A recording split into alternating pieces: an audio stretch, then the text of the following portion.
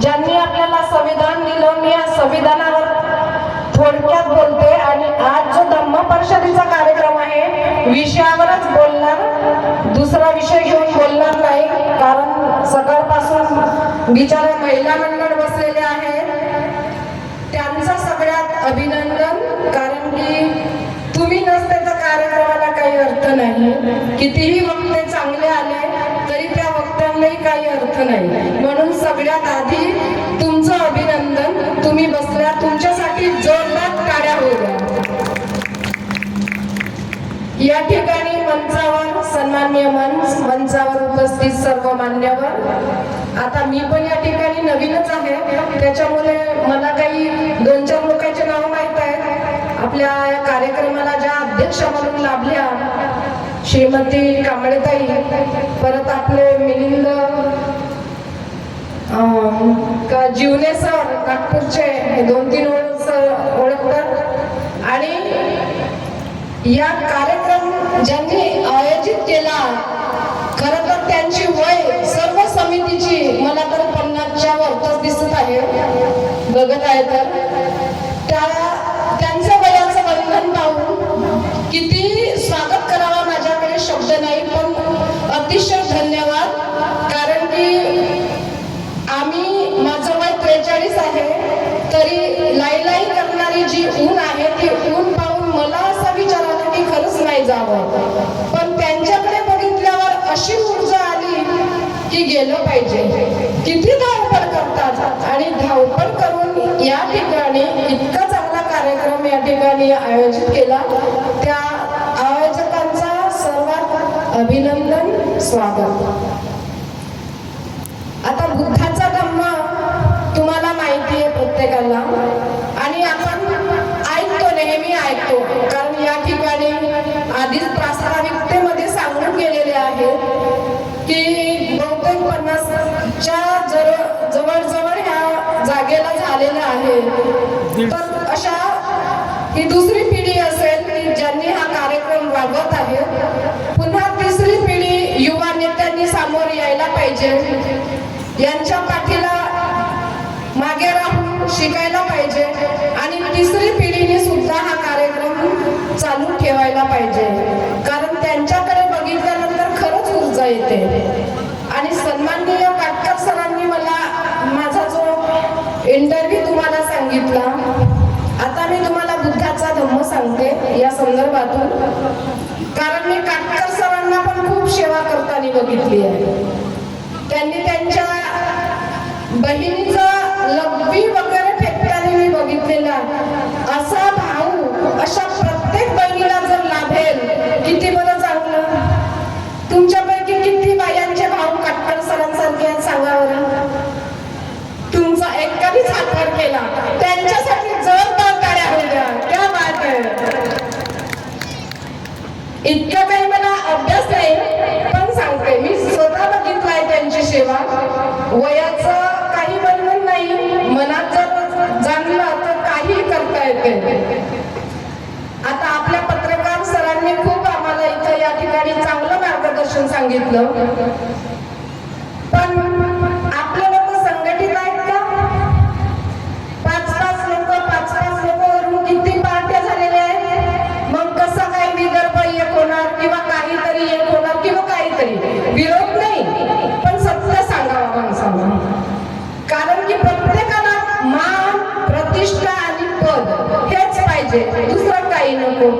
अरे तुम्ही जर काम कराल तर तुमची मान, प्रतिष्ठा, पद तुम्हाला झकमारून मिळेल, काहीच करायची गरज नाही. बाबासाहेबांनी आम्हाला दिलं, हे साऱ्याच लोकांना माहिती आहे. बाबासाहेबांनी काय काय केलं. बाबासाहेबांनी आपले पोरं, त्यातला 4-4 पोरांचा आणि आपल्या घरासाठी काहीच नाही केलं. त्यांनी काही प्रॉपर्टी कमवून ठेवली का? काहीच नाही. मग त्याची लाज ह्या समाजाला का वाटत नाही? तुमच्या आई वडिलांना जर तुम्हाला एखादा शब्द जरी खराब बोलला तर त्याची तुम्हाला दिवसभर खंत वाटते की माझ्या आईने मला असं बोललं, माझ्या वडिलांनी मला असं बोललं, माझ्या भावाने मला असं बोललं. अरे ज्या बाबासाहेबांनी तुमच्यासाठी एवढं केलं त्याची लाज तुम्हाला कधीच वाटत नाही का? सगळ्यांचा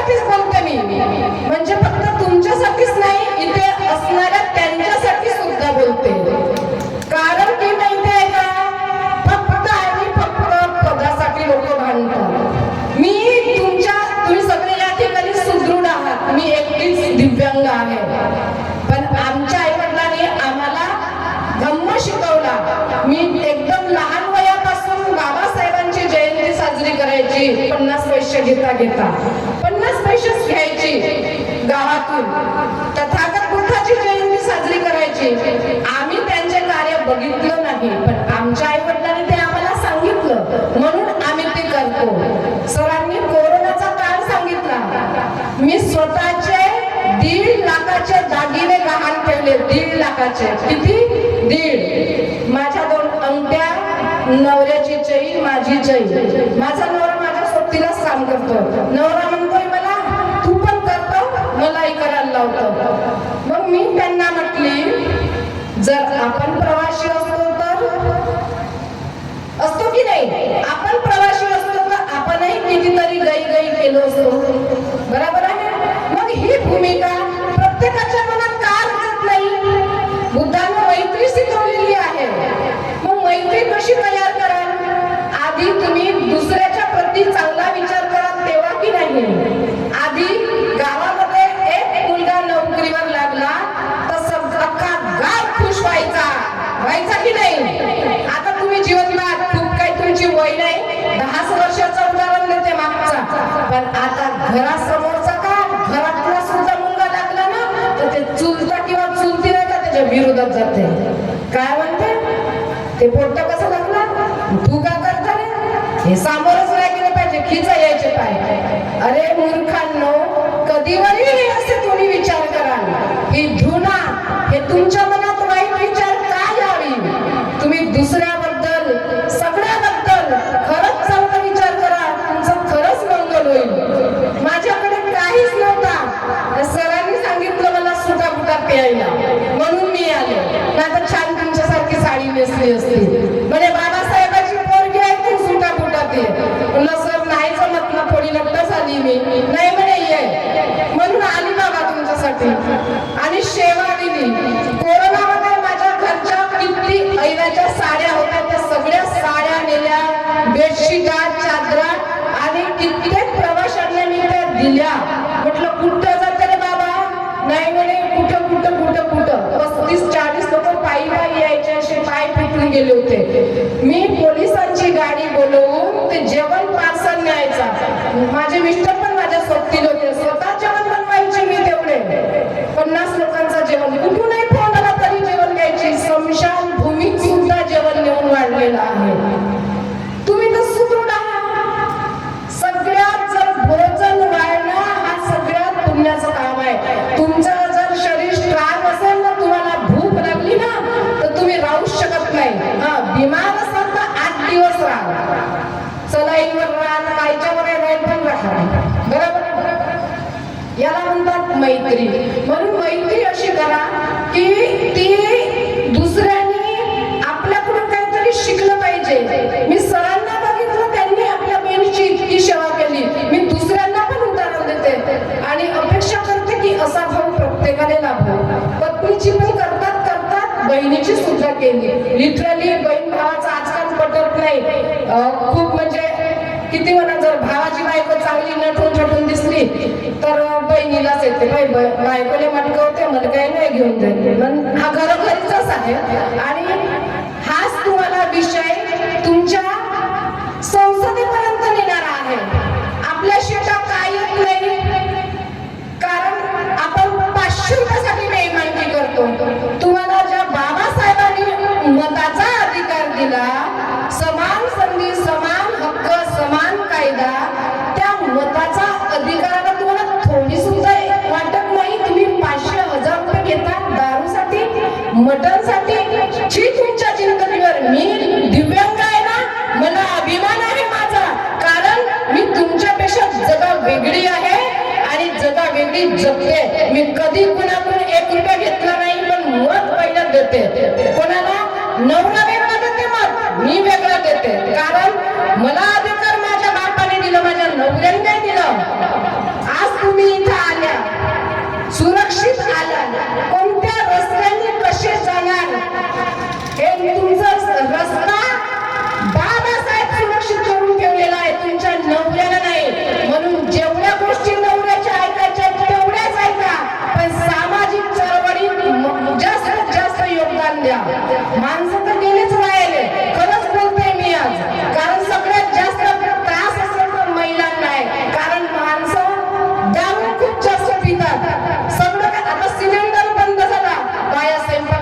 चुलीवर, घरात उपाशी ठेवणार का? वाढतात ना मग. पण माणसाला काय टेन्शन आहे, चाललं तर दारूच्या भट्टीमध्ये. मोदी सरकारने दारू बंद का करत नाही? मग तुम्हाला मोर्चे करायचे आहेत, याच्यासाठी का करत नाही? याच्यासाठी आपण जिल्ह्यासाठी भांडतो, जे काम होतच नाही त्याच्यासाठी आपले आयुष्य भांडतो. पण खऱ्या अर्थानं जे काम करायला पाहिजे ते आपण करतच नाही, मुळात करत नाही. आपण शाळेमध्ये जातो, पालक वर्ग आहे, आपण खिचडी खाण्यातच आपल्या पोराला खुश ठेवतो. किती वेळ जाते खिचडी बनवण्यात, खिचडी वाटण्यात, जाते की नाही जात? पण कधी कधी जिल्हा परिषद मध्ये आपले पॅरेंट्स गेले का की आमच्या मुलांना योग्य शिक्षण दिलं पाहिजे? कधी पत्र लिहिलं का तुम्ही स्वतः पॅरेंट्स त्या शिक्षण अधिकाऱ्याकडे जाऊन, कलेक्टरकडे जाऊन आम्हाला खिचडी नकोय, आमच्या मुलाला योग्य शिक्षण द्या, अशी कधी मागणी केली नाही तुम्ही लोक? फक्त भेटते त्याच्यातच खुश. मग मरल किंवा चाल. आता लाडकी बहीण भेटली, अजून आळशी झाल्या. आता नवऱ्याला काही पटतच नाही. लाडक्या बहिणीचे पैसे आले का नेऊन त्या दुकानात जातात. कायसाठी?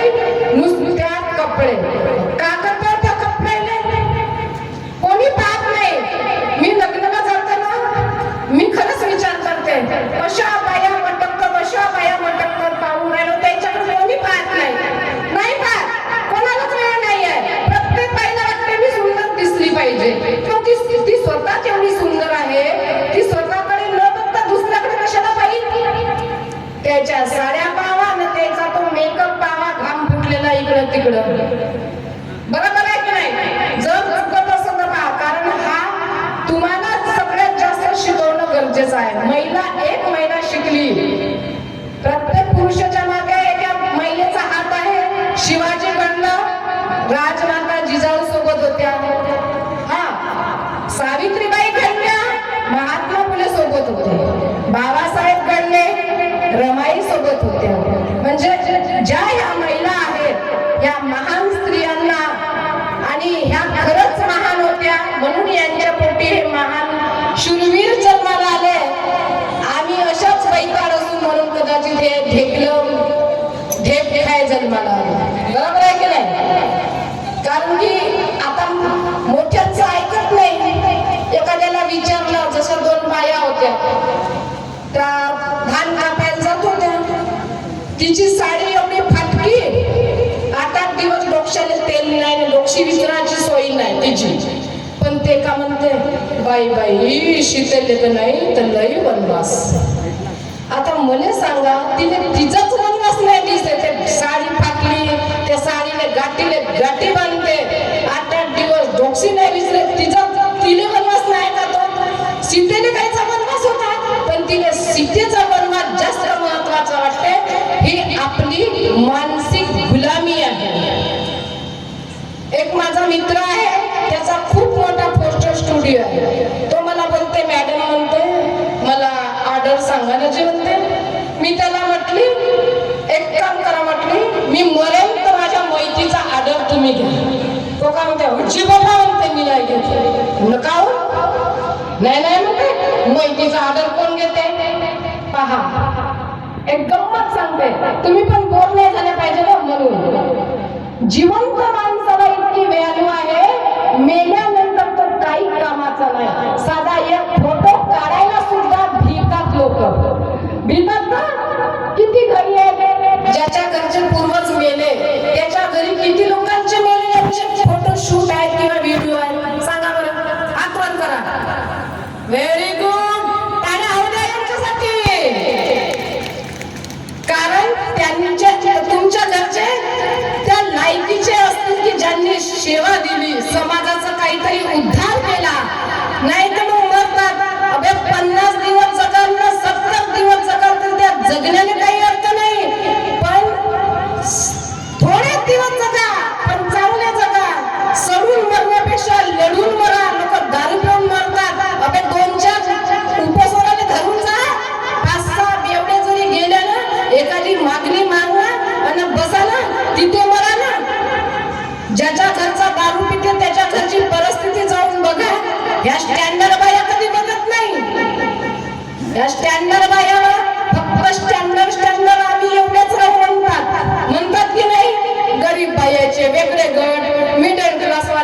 वेगवेगळे गट, पुरुषातही तोच प्रकार आहे. आता दीक्षाभूमीवर जातो ना आम्ही तर आम्हाला सगळं दिसते. आणि 20 वर्षापासून सामाजिक काम करत आहे, लग्नाच्या आधीपासून करत आहे. त्याच्यामुळे ह्या समाजाचा इतका अनुभव आला की याची काही हद नाही. मग गरिबाच्या झोपडीत कोणी जाऊन पाहत नाही. मग कार्यक्रमाला उपस्थित कोण जातात? हे तुमच्यासारखे जे कोणाच्याच पक्षात नाही आहेत. बरोबर आहे की नाही? कोणाच्याच पक्षात नाही. कार्यक्रम कोणाचा असो, वाजला पोवाडा जाऊ द्या. मन जास्त शुद्ध नाही बोलताय. तुमच्यासारखीच गावठी आहे, खेड्यात राहणारी आहे, म्हणून तुमच्याच भाषेत सांगते की तुम्हाला समजावं. म्हटलं बिटलं तेवढं काही जमत नाही, कारण म्हटलं म्हणलं ना चुकलं तर अजून लाथा खा. त्याच्यापेक्षा हेच बरी आपली गावठी बोली. बरोबर आहे की नाही? हा असा विषय आहे. बुद्धाचा धर्म असा सांगते की तुम्ही दुसऱ्यावर मैत्री करा. आणि संविधान जो आहे, आपण मार बोलतो स्टेजवर, संविधान बचाओ बचाओ बचाओ बचाओ. पण तुम्ही बचावणारे तयार कराल तेव्हा ना, युवा नेते तयार कराल तेव्हा ना.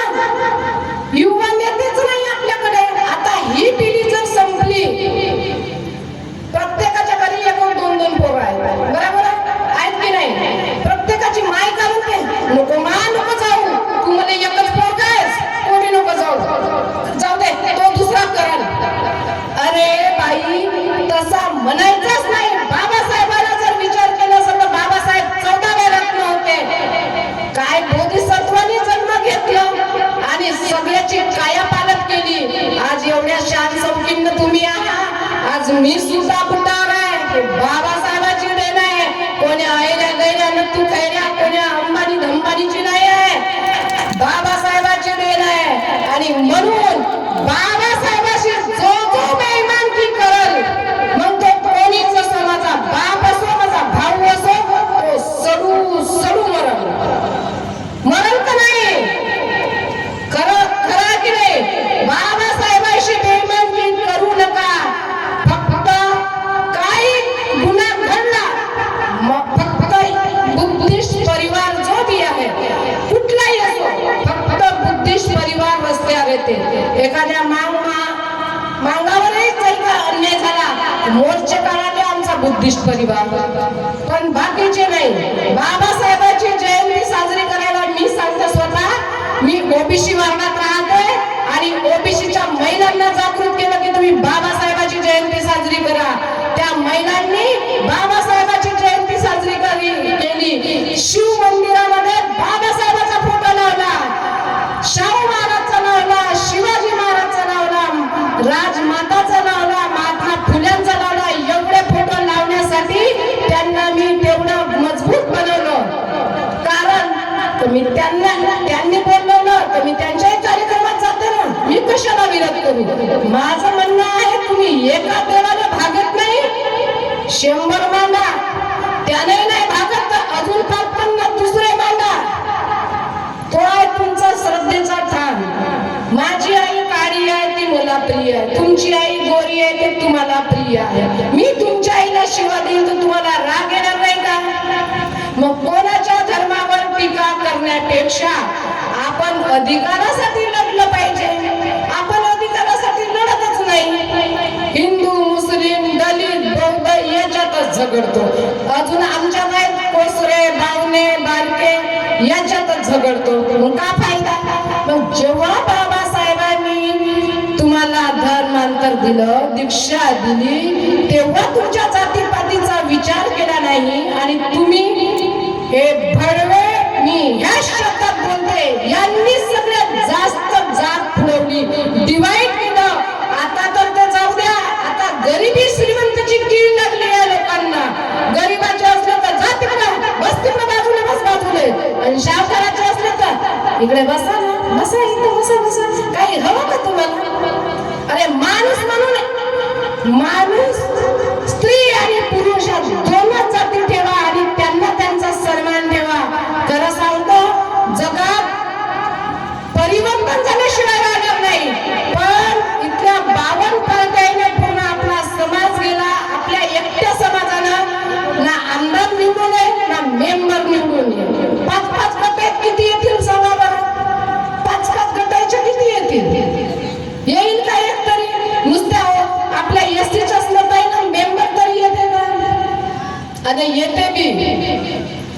येते बी जिथं आता वर्षाला जशी नगर परिषदची निवडणूक होती, एक एससीची सीट काढायची होती, नुसते एससीचे मत दिले असते ना तरी आली असते. पण काही भारिष्टी लोक इकडून पैसे घेतले, काही काँग्रेस काही बीजेपी ना आपलेच लोक बेईमान झाले, तर मग कायची सीट येईल? मग थुकतील ना उद्या तुमच्या तोंडावर ते लोक. अबे एवढे महान तुमच्या वर्षात असून एक सीट नाही येऊ शकली आपल्या समाजाची, किती मोठी शोकांतिका आहे. मग कधी जागृत व्हाल तुम्ही? नुसत्या का लाली पावडर लावत राहाल का? आपल्या अधिकाराची जाणीव, नवरा पेऊ नका तर त्याने झुत्यानं माराल, पैसे घ्यायचे नाही, मत द्या स्वाभिमानानं. तुम्ही बाबासाहेबांनी विकून राहिल्या, पैसे घेणे म्हणजे बाबासाहेबांनी विकणे होय, विकणे. मी खरं सांगत आहे, हा मंचवर बोलून सांगत आहे, ज्याने ज्याने असे धंदे केले असतील ना ते सगळंच मरतील. कारण आज आम्ही थोडं चांगलं जीवन जगत आहोत. आम्ही गरिबी खूप पाहिली, 10 वर्ष 20 वर्ष आधी गरिबी खूप पाहिली. आम्ही बी कुर्ताच्या घुगऱ्या खाल्लो, पण आम्ही 4 भाऊ होते. आमच्या आई वडिलांना आम्हाला अतिशय कष्टाने शिकवले. आज आमच्या घरी प्रत्येक जण ग्रॅज्युएशन शिकलेला आहे, MA BEd आहे, कोणी PhD आहे. त्या काळात जिद्द होती, एकमेकाला सहकार्य करत होते शिक्षणासाठी. आता कोणी देत नाही. एक घरातला नोकरीवर लागला तर तो बाकीच्याकडे लक्षच देत नाही. देते का? अजिबात देत नाही. पण ती लक्ष देण्याची काळाची गरज आहे. आता तुम्हाला सांगतोय, रक्ताचं नातं तुमचं राहिलेलं नाही. कारण तुम्हाला एक पोर एक पोरगी, कोणाला तर एकच पोरगी. सगळे विभक्त कुटुंब झालेले आहेत, एकत्र कुटुंब खतम झालेलं आहे. आणि एखाद्याला ब्लड रिलेशनचं नातं हे संपलेलं आहे, टोटल संपलेलं आहे. कारण ज्याला एकच पोरगी आहे, उद्या तिचं लग्न झाल्यावर झालं खच्चीकरण, मग ब्लड रिलेशन कुठे राहिले आहेत का? अजिबात नाही. आणि सगळ्याला वाटते आम्ही दोघं, आमचे 2 पोरं, 10 बायजाची खोली, कट्ट्यात जाईपर्यंत तेच, मरेपर्यंत मी माझा. काय करता? मरणाऱ्याकडे जाऊन पहा. एक रोड होता, त्या रोड सरळ व्हायचा तर त्यांनी जास्तचा घेतला आणि तिथं वाल कंपाऊंड गेली. काल परवाच तो एक व्यक्ती मेला. मुठभर जागा नेली का? कोणी नेत नाही. पण तुम्ही जिवंत राहू शकता. कसे? उत्कृष्ट काम केल्यामुळेच माणूस जिवंत राहतो, कधीच मरत नाही. हे जे पूजनीय आहे, बाबासाहेब आहे, तथागत बुद्ध आहे, हे अमर आहे. कारण यांनी तसं कार्य केलं आहे, त्यांचं तसं नॉलेज आहे. तथागत बुद्ध एवढा वैभव सोडून एक संन्यासी बनला ना. आमचे लोक आम्हाला कुठून पैसा येईल, एक भंतेची बनलं तरी कारण फिरण्याचं स्वप्न पाहते, एक मेंबर बनला मंत्री बनण्याचं स्वप्न पाहते, पण सामर्थ्याचं भलं करत नाही. बोलण्यासाठी मित्रांनो खूप आहे. तुमच्या याच ठिकाणी मी 10 वर्ष आधी आलो होतो, खूप गर्दी होती आणि सरांनी मला बोलवलं होतं. एक संगीतमय कार्यक्रम होता, त्यावेळेस आली होती मी. आज पब्लिक आहे नाही इथे, थोडा शोकांतिका वाटते. कारण आयोजकांनी एवढा खर्च केला, एवढ्या उन्हातानात बिचारे लाई करत फिरले आणि म्हणजे नॉलेज इतका तुमच्या जवळ असून गावातलंच लोकांना यायला वेळ भेटत नाही किंवा इतर काही समस्या असतील त्याच्यामुळे कदाचित आले नाही. कारण या ठिकाणी खूप मोठा कार्यक्रम होत असते आणि मी पब्लिक पाहिलेली आहे. मैत्री अशी असावी, नवरा बायकोची मैत्री कशी असावी. 90 वर्षाचा एक म्हातारा आणि त्याची पत्नी 70 वर्षाची, इतक्या 12 वाजताची ऊन किती कडक असते ना, त्या कडक उन्हामध्ये ते दोघंही गेले बस स्टॉपवर गावाला जायला निघाले. त्या म्हाताऱ्याची लक्ष गेली त्या म्हातारीकडे. त्या म्हातारीला लागत होती ऊन. म्हातारा गेला आणि सूर्याच्या दिशेनं जाऊन असा उभा राहिला. म्हणजे त्या म्हाताऱ्याची सावली त्या म्हातारीवर पडत होती. म्हणजे त्या म्हातारीला तर सूर्याची ऊन लागू देत नव्हता, आपली सावली देत होता. पण त्या म्हातारीची लक्ष नव्हती, पण तो म्हातारा तिच्यासाठी आपल्या सावलीचा किरणाचा तिला प्रकाश झाडा शोधत होता, आपली सावली तिला देत होता, याला म्हणतात प्रेम. नाही तर आता दोन दोन पोरं टाकू टाकू माय पडून जाऊन राहिल्या बाया, काऊन जाऊन राहिल्या व सांगा कायले बोलता माय. व्हॉट्सअप फेसबुक बहुत चांगली गोष्ट आहे. सोशल मीडिया मुळे सर मला पत्रिका आणून देत होते, मी म्हटलं सर नका एवढं करू, मला व्हॉट्सअपवर पाठवलं तरी मी येते. आणि लोक एवढे ह्या सोशल मीडियामुळे बिघडले की लोक चांगलं कमी आणि वाईटच जास्त शिकले. खरी गोष्ट आहे ना. म्हणून आपल्या पोराले ना हाणत राहा, हप्त्यातून एक दोन वेळा पोरायले हाणत राहा. हे शिक्षणाचं वय बिघडण्याचंही असते आणि शिक्षण घेण्याचंही असते. अधिकाराची जाणीव शिकत जा. तुम्ही जे कष्ट केले ते मुलांना त्याची जाणीव करून द्या. जाणून मुलांसमोर फाटले कपडे घालून राहा, त्याला लाज वाटली पाहिजे, तरच त्याला गरिबीची जाणीव राहील. नाही तर घरी खायला पैसे नाही आणि तो दुसऱ्याच्या पोरीने एवढा फिरवते, कर्ज करून फिरवते, काही फायदा नाही. तो फेल होते ना ते पास होते, तिने चांगला नवरा भेटे ना हा जैलात जाते. आज किती पोरं जैलामध्ये असेच आहेत, कारण मी जेलमध्ये पण कार्यक्रम घेतले आहे. एवढं काटकर सर पण माझ्यासोबत आले होते संविधानाचा एक कार्यक्रम घ्यायसाठी. तर जेलमध्ये फक्त 20, 19, 28 वर्षाच्या वयोगटातले मुलं केवळ आणि केवळ ह्याच कारणामुळे गेले आहेत. तर 10 मिनिटं जरी माझ्याकडे तुम्ही पाहत असला तरी विनयभंगाचा हा गुन्हा लागतोय. या कारणानं खूप मुलं त्या ठिकाणी गेलेले आहेत. कोणाचाही मुलगा वाईट रस्त्याने जाऊ नये याच्यासाठी सर्वात प्रथम पालकांची जबाबदारी आहे. सरांनी मला 10 मिनिटच दिले, मी जास्त बोलले. काही चूक झाली असेल तर मी माफी मागत नाही, कारण संविधानिक मला अधिकार आहे आणि त्या अधिकारानंच मी या व्यासपीठावर बोलण्यासाठी आली. सर्व